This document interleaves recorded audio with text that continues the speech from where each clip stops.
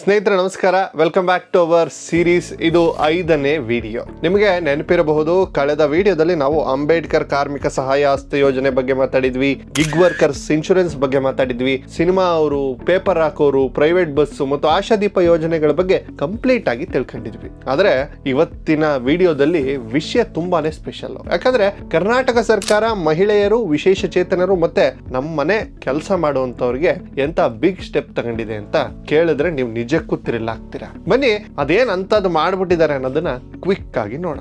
ಋತುಚಕ್ರ ರಜೆ ನೀತಿ. ಮೊದಲನೇದಾಗಿ ಲೇಡೀಸ್ಗೆ ಒಂದು ಗುಡ್ ನ್ಯೂಸ್. ಕರ್ನಾಟಕ ರಾಜ್ಯ ಈಗ ಒಂದು ಹಿಸ್ಟರಿ ಕ್ರಿಯೇಟ್ ಮಾಡೋಕೆ ಹೊರಟಿದೆ. ಅದೇನಂದ್ರೆ ಋತುಚಕ್ರ ರಜೆ ನೀತಿ. ಹೌದು, ಇನ್ ಮುಂದೆ ಮಹಿಳೆಯರು ತಮ್ಮ ಋತುಚಕ್ರದ ಸಮಯದಲ್ಲಿ ಪ್ರತಿ ತಿಂಗಳು ಒಂದು ದಿನ ಸಂಬಳ ಸಹಿತ ರಜೆ, ಅಂದ್ರೆ ಪೇಯ್ಡ್ ಲೀವ್ ಅಂತ ಏನ್ ತಗೋತೀವಿ ಅದು ಪಡೆದುಕೊಳ್ಬಹುದು. ಅಂದ್ರೆ ವರ್ಷಕ್ಕೆ ಬರೋಬ್ಬರಿ 12 ರಜೆ ಸಿಗುತ್ತೆ. ಟ್ವಿಸ್ಟ್ ಏನಂದ್ರೆ ಇದು ಬರೀ ಸರ್ಕಾರಿ ಕೆಲಸದವ್ರಿಗೆ ಮಾತ್ರ ಅಲ್ಲ, ಪ್ರೈವೇಟ್ ಕಂಪನಿಗಳಲ್ಲಿಯೂ ಕೆಲಸ ಮಾಡುವಂತವ್ರಿಗೆ ಅನ್ವಯ ಆಗುತ್ತೆ. 2025 ಪಾಲಿಸಿ ಪ್ರಕಾರ ಎಲ್ಲಾ ಕಡೆ ಇದು ಕಡ್ಡಾಯ ಮಾಡಾಗಿದೆ. ಇನ್ನೊಂದು ಸೂಪರ್ ಮ್ಯಾಟರ್ ಏನು ಅಂದ್ರೆ, ಈ ರಜೆ ತಗೊಳಕ್ಕೆ ಡಾಕ್ಟರ್ ಹತ್ರ ಹೋಗಿ ಸರ್ಟಿಫಿಕೇಟ್ ತರೋ ಅವಶ್ಯಕತೆ ಇಲ್ಲ.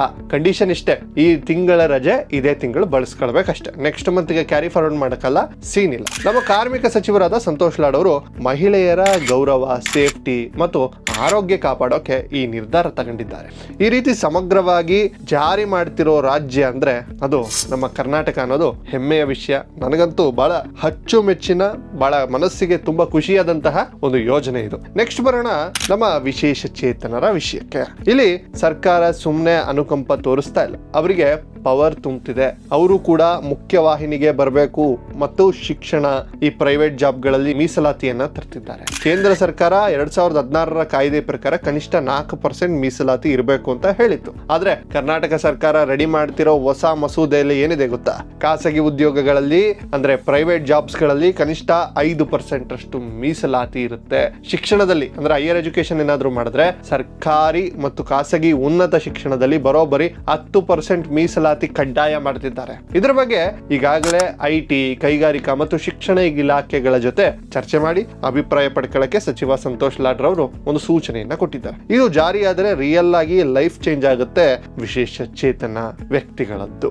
ಇನ್ನ ಮನೆ ಕೆಲಸದವರ ಕಲ್ಯಾಣ ಮಸೂದೆ 2025. ಕೊನೆಯದಾಗಿ ನಮ್ಮನೆ ಕೆಲಸ ಮಾಡೋರು ಅಂದ್ರೆ ಡೊಮೆಸ್ಟಿಕ್ ವರ್ಕರ್ಸ್ ಅಂತ ಏನ್ ಕರಿತೀವಿ, ಇವರಲ್ಲಿ ಹೆಚ್ಚಾಗಿ ಮಹಿಳೆಯರೇ ಇರ್ತಾರೆ. ಇವರ ಲೈಫ್ ಸೆಕ್ಯೂರಿಟಿಗೋಸ್ಕರನೇ ಕರ್ನಾಟಕ ಗೃಹ ಕಾರ್ಮಿಕರ ಮಸೂದೆ 2025 ಬರ್ತಾ ಇದೆ. ಏನಿದೆ ಇದರಲ್ಲಿ ಮನೆ ಕೆಲಸದವರಿಗಾಗಿ ಒಂದು ಸಾಮಾಜಿಕ ಭದ್ರತೆ ಮತ್ತು ಕಲ್ಯಾಣ ಮಂಡಳಿಯನ್ನೇ ರಚನೆ ಆಗ್ತಾ ಇದೆ. ಎಲ್ಲಿ ಅನ್ವಯ ಆಗುತ್ತೆ ಅನ್ನೋ ಪ್ರಶ್ನೆ ನಿಮ್ಮಲ್ಲಿ ಸಾಮಾನ್ಯವಾಗಿರ್ಬೋದು. ರಾಜ್ಯದ ಎಲ್ಲಾ ನಗರ ಪಾಲಿಕೆಯ ವ್ಯಾಪ್ತಿಯಲ್ಲಿ ಇದು ಜಾರಿ ಆಗ್ತದೆ. ಸ್ಟೇಟಸ್ ಏನಿದೆ ಇದ್ರದ್ದು, ಬೆಳಗಾವಿ ಅಧಿವೇಶನದಲ್ಲಿ ಇದನ್ನ ಮಂಡಿಸೋಕೆ ರೆಡಿಯಾಗಿದ್ದಾರೆ. ಈಗಾಗಲೇ ಡ್ರಾಫ್ಟ್ ಕೂಡ ರೆಡಿಯಾಗಿದೆ, ಸಂಘಟನೆಗಳ ಜೊತೆ ಚರ್ಚೆ ಕೂಡ ಆಗಿದೆ. ಇದು ಜಾರಿ ಆದ್ರೆ ಇಡೀ ಭಾರತ ದೇಶದಲ್ಲೇ ಕರ್ನಾಟಕ ಒಂದು ಮಾಡಲ್ ಆಗುತ್ತೆ. ಅಸಂಘಟಿತ ಕಾರ್ಮಿಕರ ಪರವಾಗಿ ಸಚಿವ ಸಂತೋಷ್ ಲಾಡ್ ಅವರ ಮಾಡ್ತಿರೋ ಈ ಕೆಲಸ ನಿಜವಾಗ್ಲೂ ಗ್ರೇಟ್. ಅವ್ರಿಗೆ ಇಲ್ಲಿಂದಾನೇ ಒಂದು ಹ್ಯಾಟ್ಸ್ ಆಫ್ ಅನ್ನ ಹೇಳಲೇಬೇಕು. ಸ್ನೇಹಿತರೆ, ನೋಡಿದ್ರಲ್ಲ, ಮುಟ್ಟಿನ ರಜೆ ಇರ್ಬೋದು, ಅಂಗವಿಕಲರಿಗೆ ಪ್ರೈವೇಟ್ ಜಾಬ್ ರಿಸರ್ವೇಶನ್ ಇರ್ಬೋದು, ಅಥವಾ ಮನೆ ಕೆಲಸದವರ ರಕ್ಷಣೆ ಇರ್ಬೋದು,